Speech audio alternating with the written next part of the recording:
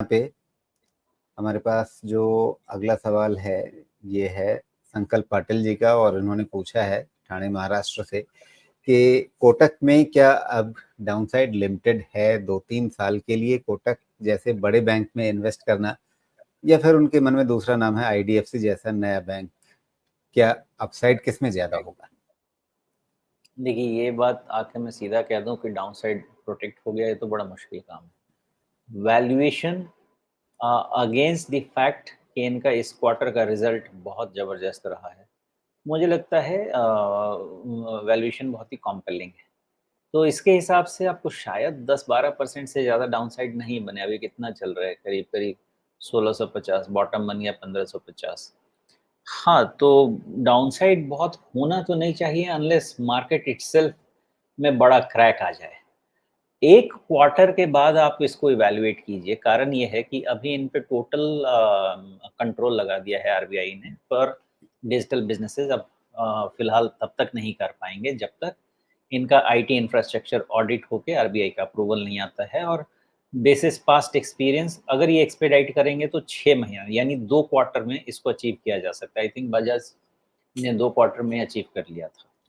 तो मान लेते हैं कि इनका स्ट्रक्चर थोड़ा-सा बड़ा है, ज़्यादा लिंक्ड है, तो हो सकता है कि इनको 6 महीना के आसपास का समय लगे या थोड़ा ज़्यादा लग सकता है। एचडीएफसी बैंक को 1.5 साल लगा था, लेकिन उनके पास फिर मर्जर वाला भी इश्यू था।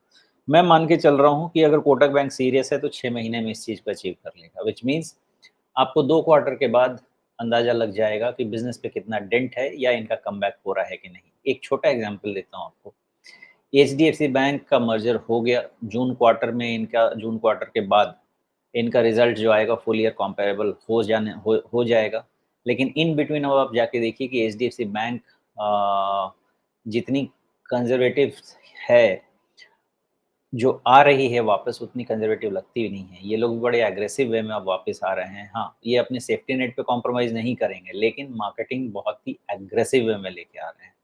मुझे लगता है it's a matter of time for Kotak bank, HDFC bank, इन सबको एक बार एक्सेलरेटर तो दब चुका है मेरे हिसाब से। एक बार ये आ गया, इसमें स्पीड आ गई, तो ये सब चीज़ एक बार स्पीड आने के बाद 5 साल तक रुकती नहीं है। आप इसका एग्ज़ाम्पल आईसीआईसीआई बैंक देख चुके हैं, एक्सिस बैंक देख चुके हैं। एक समय में आईसीआईसीआई बैंक लेना कोई वो शेयर होल्डर वेल्थ बनाता ही नहीं था। एक्सिस बैंक भी आपने एक समय देखा होगा, हर ऑटो वाले को लोन देकर रख देगा, एनपीए बढ़ा रहेगा, कोई फ़ायदा था नहीं। लेकिन एक बारी जब वो क्लीन अप हो गया और उसके बाद ग्रोथ ट्रैजेक्टरी आ गई क्लीन बैलेंस शीट के साथ, सालों साल चली।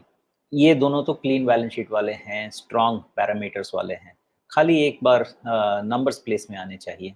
एक बार आ गया तो ये फिर 4-5 साल चलने वाले कैंडिडेट हैं। तो पेशेंस वाला चीज़ है, ऐसा नहीं है कि आपको 6 महीने में हो जाने वाला है। ये सब पेशेंस लगेगा because there is valid reason. Kotak bank के पास अभी पूरा का पूरा इनको रीस्ट्रक्चर करना है अपना आईटी इंफ्रास्ट्रक्चर। 3 साल के हिसाब से आप बात करेंगे, कर तो लेना चाहिए और उसके बाद ठीक-ठाक हो जाना चाहिए। लेकिन इमीडिएट टर्म में मुझे नहीं पता बॉटम बना है कि नहीं। वैल्यूएशन इतना कॉम्पेलिंग है कि 10-15% से ज़्यादा डाउनसाइड ऐसा लगता तो नहीं।